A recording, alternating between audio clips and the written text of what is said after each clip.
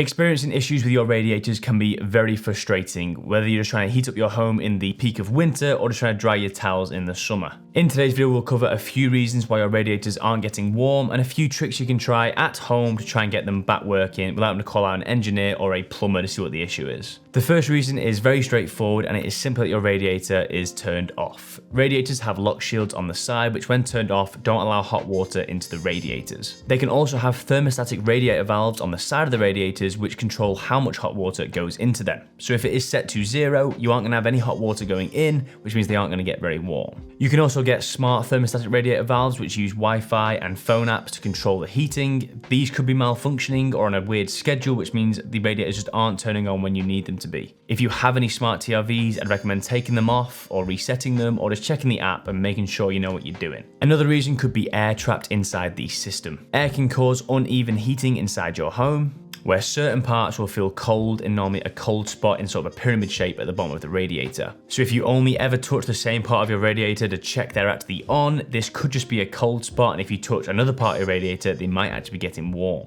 An easy way to identify this is when you turn your heating on, do you hear a sort of gurgling sound as if the radiators are rattling? This is because of air buildup inside your system. Finally, a common reason for your radiators not feeling very warm could be a buildup of sludge or limescale.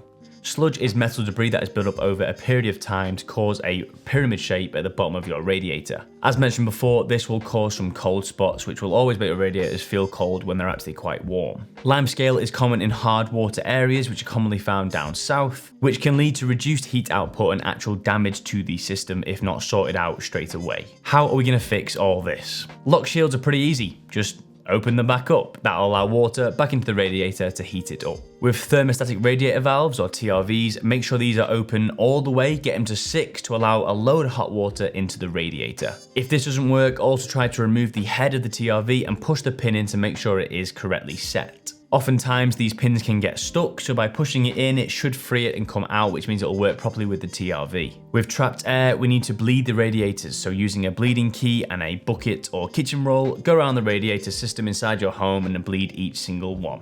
If you want a video on how to do this, check out the video up here on how to do that.